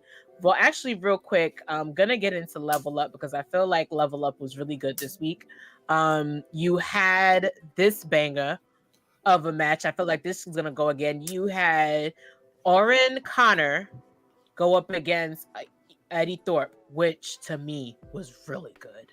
Like you can vouch for me. I've been telling people watch Level Up, and people still not watching Level Up. I don't know what's going on. They're not me. They should. I think I need to post more Level Up stuff going forward because it was good. You also had we just talked about Miss Jada Parker. Go ahead. Mm-hmm. You already have Miss Jada Parker. I was agreeing with you. Please don't mind me. Oh, you also have Miss Lanny Reed Premier on Level Up going up against Miss Jada Parker. Miss Parker. Those two put on a great exhibition. I want to see a little bit more Lanny Reed because of her gimmick. Her gimmick is it. A lot of people were saying we don't need another Fallon Henley. It's not Fallon Henley, y'all. Y'all be nice. But I want to see a little bit more from her because she's somebody that was also, I believe, she's an indie darling that just came into the fold. So I want to see a little bit more for her. Also, I love me some Tavion Heights. Don't know what he's still doing on Level Up. He needs to be on the main roster with everybody else. Chase, you need to pick him up too. Like you picked up Riley Osborne, you go pick him up. Get the bus ready and go get him. But he also had a one-on-one match, and it was a pretty good Level Up. My match of the night from that one, of course, was this one. Because what I noticed in Eddie Thorpe was somebody who just came off a win with Dijak. He had a little bit of an attitude change in this Level Up. It wasn't, you can tell he was still the man, the wolf man, of his heritage. But he had a little bit more aggressive on his match on Level Up. So, your thoughts on Eddie Thorpe, real quick? Love him. I loved him in New Japan before he came to WWE. Definitely love him in NXT. I think attitude change is what he actually needs. It's a nice refresher. He's been away since his match with Dijak and everything that they had. So I definitely think attitude change and him being a lot more aggressive will help him with range and development. So yeah, I'm now after Mania putting him back on NXT. Oh, I agree. I think that the importance of Level Up is that not that, they just send anyone back. These new superstars that are being introduced to you on Level Up are actually going up against the best of the best that they have right now. The one with the most hype, the one with the most agility, the one that's going toe-to-toe in the ring, who's been in that spot they've been in before. And they've learned a couple of things or two being on main NXT. So this is kind of like their main event to the main roster of that is NXT. So I tell everybody again, it's worth the watch. Like I said, like I'm primarily favoring Tavion Heights right now. Another person that I'm favoring that's on the brand besides Jada Parker and him is Javon Evans, because I'm so familiar with Javon Evans' work. I've seen his stuff down. He's the youngest. What is it? DP Wrestling, I believe.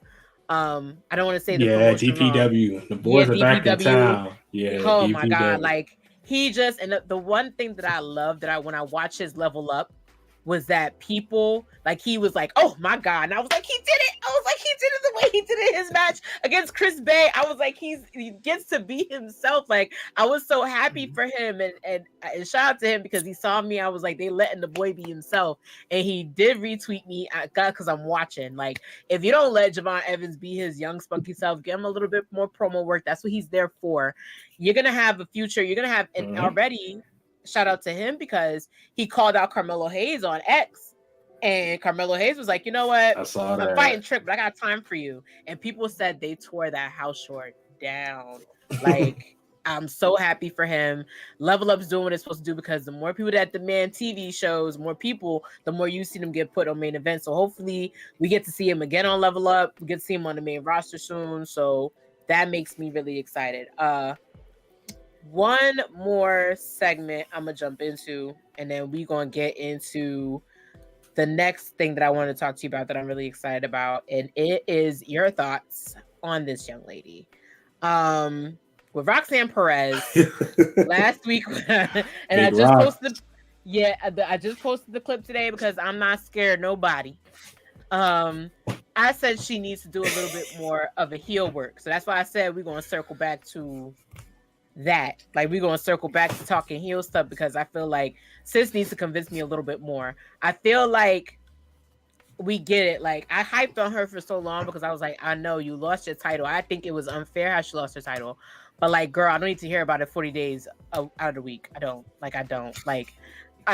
You deserve another shot at your championship, not to have anybody interrupt you or like anybody with a feather trying to fling it in your nose. I get it. You deserve it all. But like, I need you to convince me more of why you hate everybody. Pablo, shout out to Pablo and Don, shout out to them, said that she needs to jump over the top rope and just smack Booker T upside the head. I said she needs to knock Vic's Candy off the table. What do you think makes Roxanne Perez? Because she did get her match. She's getting her match to Stand Deliver. It is official. It is her and Lyra Valkyria going up against each other for the NXT Women's Championship. The only prize left, a prize she says she never lost in the first place. So what do you think Miss Roxanne Perez needs to do to convince us? Or has she already convinced you already that she mean business and she's done playing nice? So I ain't gonna lie to you. She convinced me. This reminds me of AJ Lee, right? Back in the day, right? When AJ Lee finally snapped and had that heel turn. It reminds me of that. I think some people would fully be on board with Rox turning heel if like she talks so polite. Right. And the promo she cut, I thought was great. I thought she's trying to tell y'all, like, no, I'm pissed off and I'm angry. But I think, when she had Laura's freaking arm on the dang turnbuckle thing and almost snapped and did like these kind of little things to kind of take her out. To me, that kind of showed a lot more. That showed a heel. I wish the run of her being heel wasn't teased so much and flirted with so much. I wish she just did it like 2 or 3 months ago. So by the time now she's fully acclimated and fully more comfortable. But I think she's doing a great job. I think it's just one of the things where it's like, honestly, I was hoping and praying that AJ Lee would have returned for one match only against her daughter. And then that would have been a great callback situation because of the fact that I think then Rox would have fully been able to embrace like, you are my teacher, you are my hero, I hate you, blah, blah, blah, type of situation. But now it's kind of like, yo, this is my NXT. I didn't lose my title. Run me my thing back. But I think she needs it, though, too. I think Rox has been a great women's champion for NXT, great personality and a person for NXT. Clearly, I think Raw and SmackDown is in her future. But I definitely think that Lara can definitely use this whole feud. Now, I do wonder does Rock going to Raw and SmackDown as a heel or face if that's in the future. But I definitely think that, like, I think she's done a great job. I think, I think only thing she can do is catch somebody lacking in the parking lot.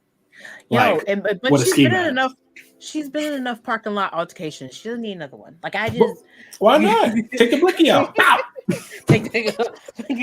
You said, well, let me catch you outside. How about that? And just whop somebody up. She need to pull up like Carmelo Hayes did, and we'll get into that in a second. She need to have like a decoy to the decoy. That's what you said. Some right, because like I just think at the end of the day, she's like it's there, it's right there, but it's like I just need to be able to go, like I need to snap, but I feel like again it's a roller coaster. She's going up, and I feel like she's about to get there. Yeah. I just need her to do something very brutal tonight. Yeah, so do something very brutal. You agree that there needs to be violence, not peace, at this point. Listen. Honestly, NXT should be 2 hours and everybody in the parking lot. Just between this week and next week, everybody in the parking lot throwing hands for 2 hours.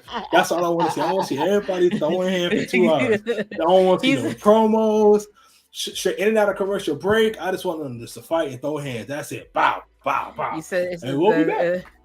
Listen, and hopefully in the future you can play that. We don't know. Let's see what happens, but let's also see what's happening with this. You did have Trick Williams, and one obstacle go up against the main event of the night was Doom Dar featured Trick Williams. People were happy to sing "Whoop That Trick." I heard a little bit of Trick gonna beat your ass in the audience. Hence why I need to buy a plane ticket and hang out with them, because there's my type of people. Yes. I need church hymns all around me. But it was a good match. It even brought back the element of we didn't forget about that little ending spot with Miss Lash Legend and her little swoo. We didn't forget about that part. They definitely played into that right here, as you can see. But I need to know your thoughts, because Trick got tricked. I don't care what anybody says, that's my boy. But he knows homeboy has been checking for him, and Carmelo ain't no punk, but Carmelo's also, he's a student of the game, as you will. You're talking about somebody whose hopes and dreams would be in WWE versus somebody who's been in the business 7 years and has literally learned it all. So Trick got tricked. What are your thoughts? So first off, Trick Williams got the juice, right? Oh, yeah. I want to give Trick Williams his flowers. And here's why. I've never seen somebody change the perception and the dynamic of himself as an on-screen personality as quick as Trick has. Trick went from just being able to hype up Melo when you first debuted, when Melo had the contract for the breakout tournament, to now main eventing, stand and deliver. And I think that's one of the things that I know Trick is very proud of himself. So I think it's just one of the things where we're seeing a real star in the making. And everybody that I've talked to, like I've talked to Wade, Barrett, Beth, and everybody, you ask them like, hey, who is, what NXT superstar you think has, the it factor? Everybody says Trick Williams. So I want to give him his props because he does have it. But I do want to say this. Trick is too distracted right now. Lash kissed him last week, which had him all feeling type of way, and then she kind of had that little not altercation, but the little connection before the match started when she was on the apron. Trick is forgetting why he's upset. He's forgetting that somebody attacked him and made him and cost him his title match. He's forgetting that his best friend turned on him, and there's a reason why that his heart is broken, turned from brotherhood. And Melo's a dog, right? Melo has been just like he's turned back into a pit bull. Before he was like the cool dog sitting out with the shades on, whatever. But I think Trick kind of lit a fire underneath him to the point where Melo's playing mind games. Now, mind you, Carmelo Hayes is a student of the game for Shawn Michaels, which we all know this, right? So Melo playing mind games and Melo catching Trick lacking, honestly, is as expected. But I think Trick needs to take Melo a lot more serious. Like just being pissed off at your former best friend and want to be mad and whoop his behind, that's not going to win you a match. That's also not going to give you the upper hand. So Trick need to have his cards together, because if he don't, like right from last week, we're going to see it more often. And Melo's going to continue to catch him lacking. So I hope tonight we see Trick be a lot more on his P's and Q's, to be honest. And I feel like, it's another interesting thing about this, right? I feel like a lot of people were like, oh, these were two like best friends. And you be real honest, this is the wrestling Drake and Future feud right now. Like, you never would have thought the way these two were so poetically put together, you would have never probably thought they would feud. But again, when I look at the history, and I posted that little clip, so if you follow Watch What Happens NXT on Instagram, there's a reason why I pulled up Carmelo saying, I started looking around me and realized this is just a numbers game. I feel like in Carmelo's mind, like, he needed to eliminate everybody in front of him to be him. Yep. But you never realize, in a sense, that you would have to even eliminate the person standing right next to you. Because like a while ago on Fan Club, I even said that eventually you might see them feud, and people were like, no, we're tired of seeing that. Like, we don't want to see two black people feud. I feel like that's a copy of a Crime Time. But I'm like, y'all don't understand how much magic that'd be. You're looking at someone who's, again, 7 years, Carmelo, 7 years in the game, student of the game, basically walked into the same type of performance center or gym or whatever that Trick walked into, and realized it's more than just showing up in a gimmick and high flying. You got to learn how to ropes tighten, clean up, do this, do that. And there's a clip of him on social media from a documentary that he was on talking about it. He learned the game from there and literally got him to where he is today. Somebody who's over accomplished everything he's doing at NXT. Trick would be crazy not to sit on the sidelines and learn from the teacher. But in order to be better, you have to beat the teacher. That's where I was coming from with that entire argument.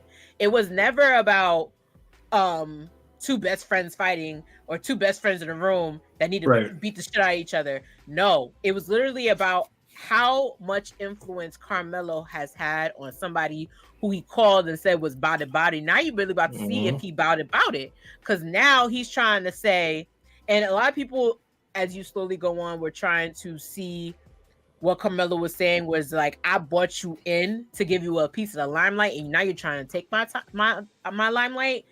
That's the way everybody who thinks they're better than everybody thinks. Like, I don't like, if that didn't make Carmelo didn't taking out his friend and telling people to kiss his ass, didn't believe you he was a heel. That's how heels think. Oh yeah, like that's how Roman Reigns was talking. Like, listen, he told people straight up, you need somebody like me. It's dull around here. You need somebody to turn on the TV and watch. That's me. Even before Heyman walked in and said, yes, my tribal chief, that's what he was telling you. So for a heel like him to tell me, I'm going to take out the one person who I know knows me, but I'm going to show him he really don't know me. That's how you become a heel. And that's what's going to benefit him. Listen, I'm going to say it one time only. I'm going to mention it again. If Sean and Ava know what's best for him, it needs to be a non-sanctioned situation. Because we're going to get into stand deliver real quick. I'm going to ask you what your favorite stand deliver is, and I guarantee you it probably wasn't a stand deliver without a non-sanctioned match. So let's jump into that. Your final thoughts on Carmelo and Trick if you want to, but we're going to jump into that before we close out and let everybody enjoy NXT. But stand deliver is coming up. So final thoughts on Melo and Trick is... Oh, I'm sorry. This is delay. I'm sorry. So final thoughts on Melo and Trick is this. Trick needs this. He needs a W. I think Melo needs his perfect send off. I think it's a great way for Melo to leave NXT, going out the same way he came in, which was him introducing Trick, and then now it's him kind of passing the torch to Trick on the way out. So I'm most excited. I'm most excited for this match because I think that they're going to try to give us a lot of story in this match. A lot of small things, a lot of facial expressions, a lot of things will be said between each other, a lot of small little details, a lot of grueling things that will be happening between them two. I think it's going to be great. So I'm very excited to see them. Now, my favorite stand and deliver, I'm biased. My favorite stand and deliver is the 2-night one at the PC. So I'm biased because I was there and it was the first time they did 2 nights and all those kind of things. But I remember it was Kyle O'Reilly. Man, I'm terrible. So I did a little documentary thing on him from that whole event. And being able to see that man take on Finn Balor and the story that they told, during that time was incredible, because I know that eventually led up to UE breaking up, blah, blah, blah. But I think back then, man, like, again, it was 2 nights. I got blessed with watching some of the greatest wrestlers on the world do things back-to-back days. So I'm biased, I'm very spoiled. But I would give it that. I would definitely say Stand and Deliver back during the COVID bubble, 2 days in a row. I can't. You know what? You know what's funny? I'm such a big Takeover fan. My first ever Takeover was Brooklyn. Never got the chance to go to Philly, so I don't know how the Philly crowd is going to be for it. Their Takeover looked pretty live, but nobody beats New York. I'm sorry, we're kind of like the OGs of the game.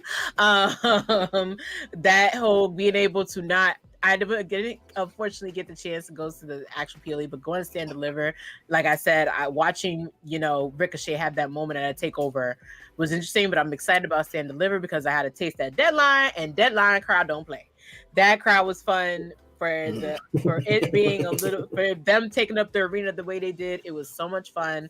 I just feel like every wrestler, and I do, like I said, it's a send-off pay-per-view for some more than others. My favorite, and I won't reveal that yet, but I'm gonna talk about a match that really stuck out to me, was like the non-sanctioned match with Grayson Waller and Johnny Wrestling, because I felt like the story told itself. It literally just went full circle at Takeover.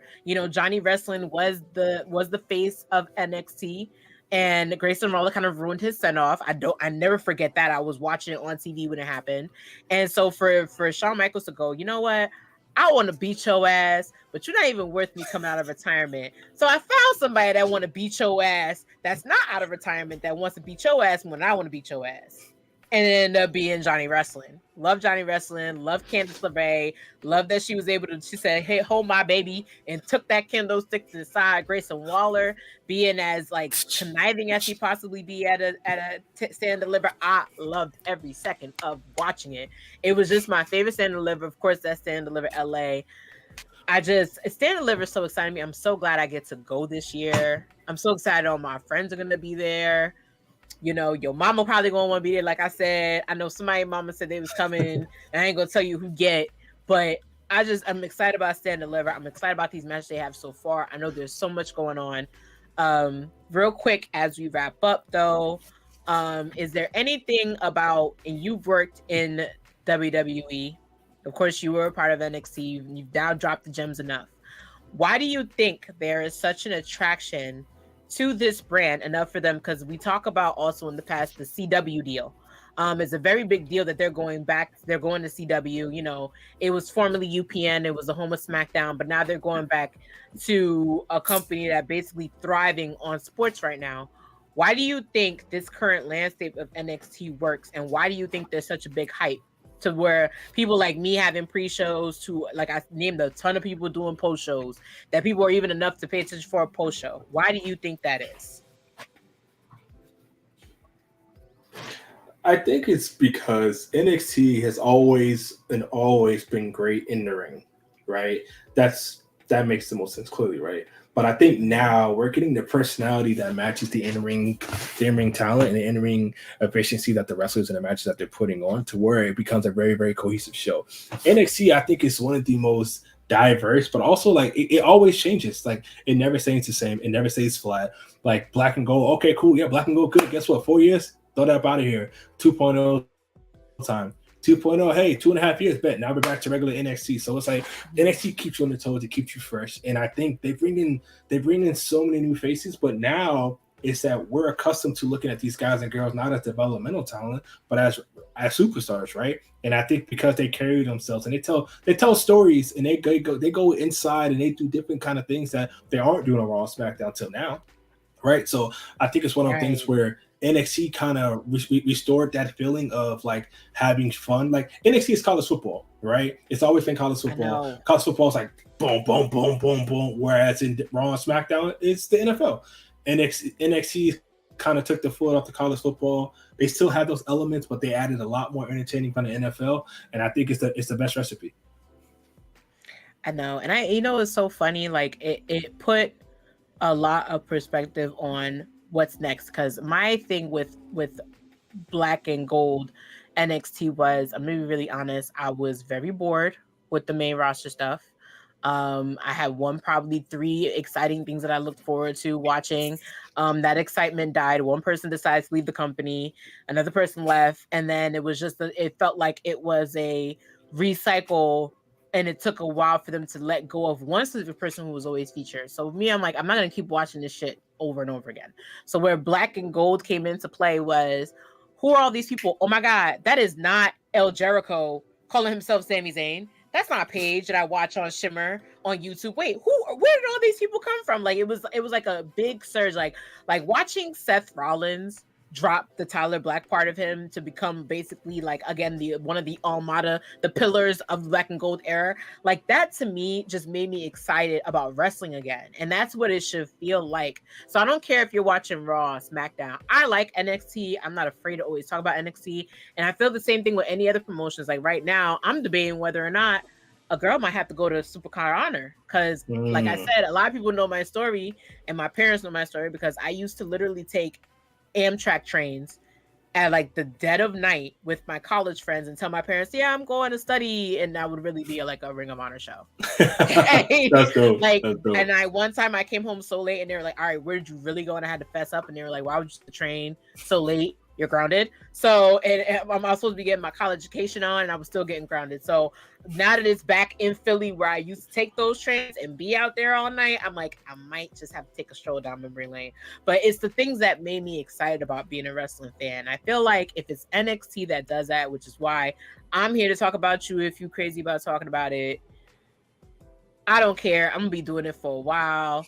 I just feel like it's more people that want to know about the brand. You also watch the brand as well. Always. And I know you used to work there. Like I said, I didn't want to harp on that tonight, but I loved your intake on this. I want to know your intake on this finally before we wrap up. Today, the trailer for one of the most exciting documentaries to happen is something that I missed them doing. I love Tough Enough. I love Breaking Ground. I love the Diva Search.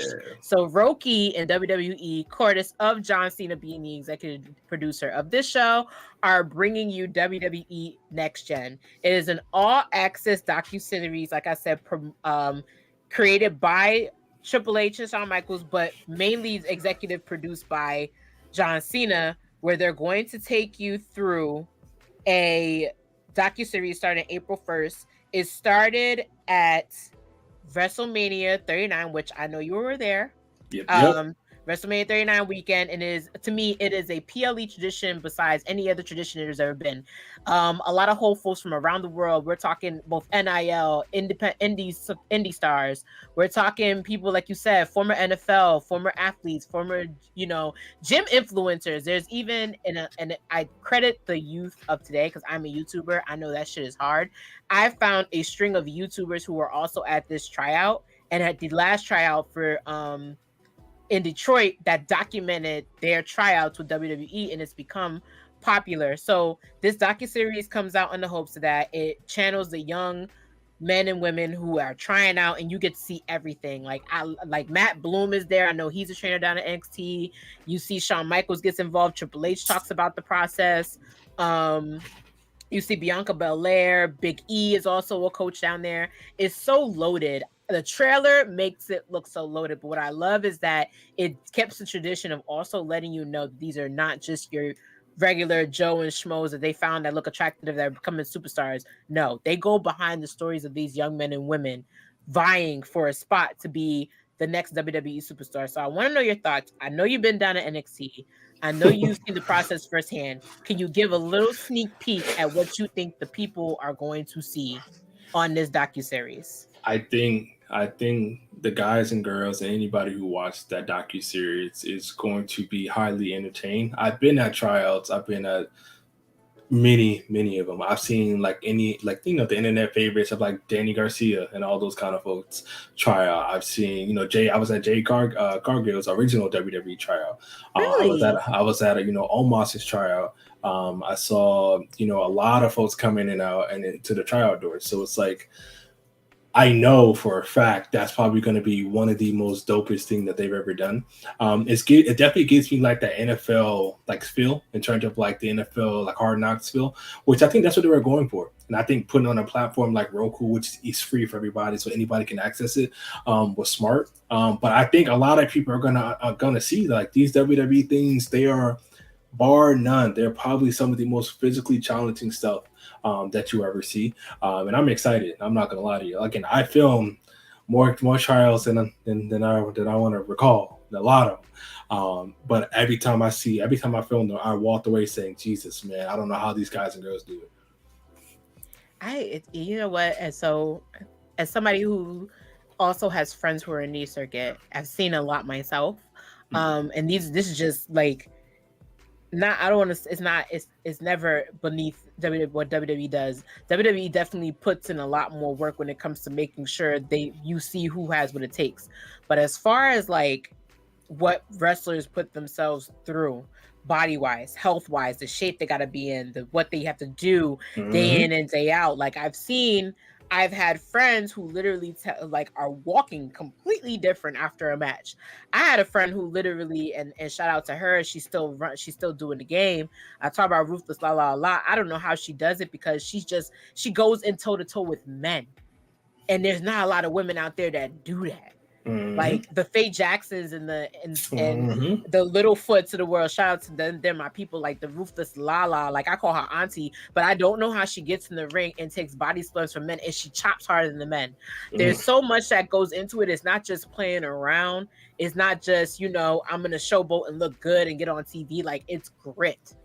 And to see these people, and you said it earlier that you've seen, NFL stars come in, they say they can't do it. You see gym rats who are build a muscle and steel, take a run, and they can't do it. You've seen gymnasts who come in there and they're probably like, it's not just flips and kicks, know how to take bruises. Like I remember Tiffany Stratton, one of the interviews, was like, it was definitely a hard transition for her, because she said she realized that it was a lot more than just flips and kicks herself. And now look at her. Literally the next, like, enough for Charlotte Flair to say, I think like she's the next me. It takes a lot. I know it takes a lot. So so my favorite NXT doc is Breaking Ground. Same. So I'm telling you, like, and it's so funny because Baron Corbin was like one of the main characters on there, and I'm just like, dude, like I like your attitude. You're like, I don't want to face, I don't want to heel, I just want to come here and kick ass. Like, I like that about him. So do you think the viewers at home are definitely in for a treat when it comes to next gen? Because the best tryout class you've seen to date.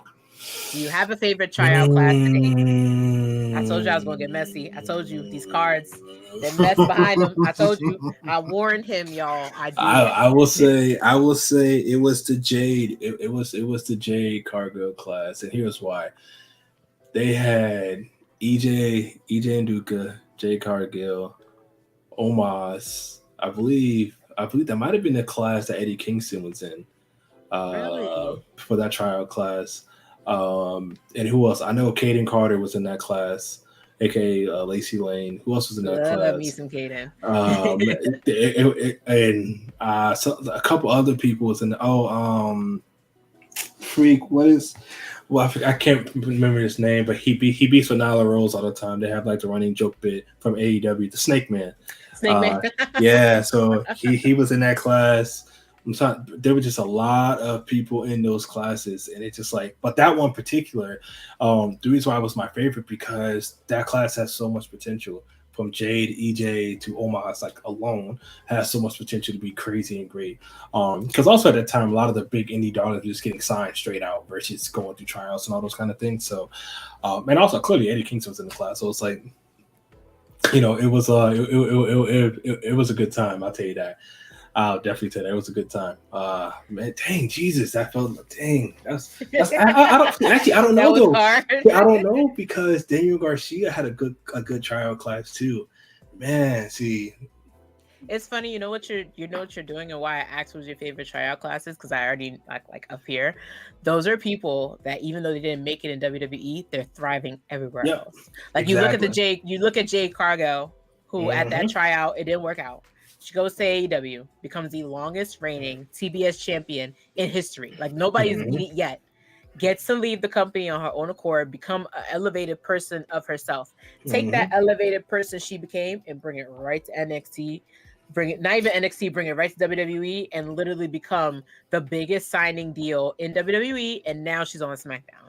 Yep. I think about that. You just mentioned Dave Garcia, who literally is like a meme word name. Like he literally is he's like a future pillar of AEW.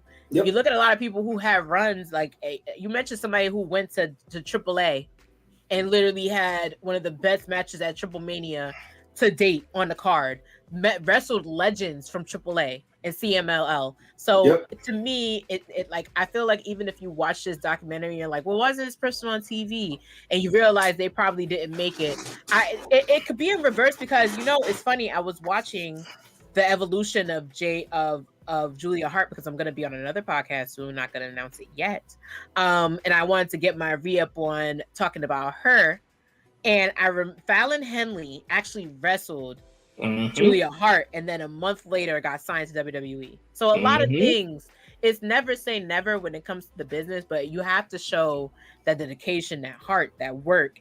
And if you work at it, because a lot of people will literally pack up their shit and say, okay, this didn't work out, I'm going home. And people have done it. Yep. But it takes a lot more in a person to say, you know what do I got to do to be here? And if I got to get it somewhere else, what do I got to do to get back there? And I think that's the message here. Oh, okay, go ahead. Listen, I got it's all up in here. It ain't quick, but it worked. all right. Nah, you good. Just chill. But any last things? Any last thoughts? Man, hopes, I can't wait to get to Philly. I can't either. I'm so excited. Do you have an agenda? What's your fun agenda? What's your fun agenda? Well, I'm gonna besides being the headliner of Wale Mania that I'm not, and also hanging out with people that you've been on a reality show on with that you're famous for, but I'm not, because you knew I was gonna go there. You don't know if you've seen Cornell's face before, because I didn't want to put him on a spot because he hates that. You can also see him on Love and WWE with Bianca and Montez dropping wisdom. Shout out to my brother and my sisters, man. Shout out to my brother and my sisters. I love them tremendously. You can also see him there. But what is your fun agenda for Philadelphia? Well, Wale Mania. I'm also going to go ahead to Bloodsport because I want to see Shayna Baszler. That's my bestie. I love her tremendously, and I definitely want to go see her do her thing. And I'm excited for everything. Honestly, I'm very excited. I think I'm also just excited to see wrestling fans all in the city for almost a week, just going bananas. And I think it's cool because wrestling, it's cool again. And I feel like it's been cool for the past few years. But being able to be around people who love the same stuff that you do, and you hear wrestling chants while you're waking up in the morning, eating breakfast, walking outside, It gets annoying after about 20 minutes, but it's the coolest thing on earth. I always say, I feel like I got my taste because my big thing is this will wrap up the big four for me. I've been to WrestleMania, but been nothing else because I've been to WrestleMania when it was in New York, and I've been to nothing else after. But this year, starting from SummerSlam to Survivor Series to Royal Rumble, I've been to all the big fours, and this will be the last one. And then I'm going to say to hell with the big fours, and I'm going to do Money in the Bank because I'm excited about Money in the Bank. I'm not gonna lie. I love SummerSlam. Cleveland sounds fun. Toronto is funner. I'm sorry. Yeah, Toronto. A summer in Toronto and then going to wrestling in Toronto. I get to see family. It's gonna be a blast. I'm with you. I'm excited. This Bloodsport announcement was really exciting to me, but I'm just saying the fact that and I told a friend of mine who also was I can't afford to do all this, and I'm like, you could afford to do 3 days of WWE. Don't come to Stand and Deliver with me, hang out with us. You could do, even if you just do WrestleMania, you'll have fun. And there's so much going around the Philly area. You've been to WrestleMania weekends before we go off. Is there any advice you have for someone who's attending this for the very first time, an out of towner, out of countryman? Any advice you would give them, one sole advice to give them for this weekend? So I will say this. Please be hydrated at these events. Please be hydrated. Get a portable phone charger for yourself, because a lot of times your cellular device might die within a stadium. And also understand after these events, it could be very overwhelming and chaotic when it comes to calling Ubers and everything. But please just be safe. Make sure you identify your Uber or anybody before you get in these vehicles. And if you can, just try to bring, if you can bring a friend with you, or if you know a friend out there, try to link up with your friend, especially going somewhere that's unknown that you don't know. Just please be safe. Exactly. In the city of Philadelphia, it's brotherly love, but some cities, there's areas that don't love you. So just full disclaimer: if anybody thinks they're gonna go be like Apollo Creed and go to Max's Steakhouse, I would not go there alone at all. It's in a part of town that ain't movie like, but again, enjoy the town. You just dropped some gems that are in Queen PR's the Ultimate Guide to WrestleMania. So if you didn't click the link into those Wrestling Girls channel right here, that's in the link in the bio. I want to thank you so much for spending your pre NXT night with me. There's a long thing happening in the making. I can't wait for Philly. I can't wait for Wally Mania. It's just going to be a blast. But thank you for taking this time out. Really appreciate it. Man, stop playing. It's more so. Thank you guys so much for even having me. It's an honor and a privilege. I just want to say again, I'm so proud of you. Keep working. Keep doing everything you've been doing. You've been developing and doing your own thing. It's not easy getting up here in front of these cameras and talking to these people on a weekly basis, because it takes a lot of commitment and hard work and dedication. And you check all 3 boxes. So please never stop being you. Please never stop getting better and never stop growing. And I expect in a couple of years you'll be out here doing some talent interviews, getting ready for WrestleMania, and I could see it for you. So again, very, very proud of you. Keep going. Never stop. Even when it seems like it ain't going nowhere, it will go somewhere. Just give it a little bit more time. We're gonna start moving. Thank you, friend. Always. Manifesting. We manifest on this show. There we go. Manifesting.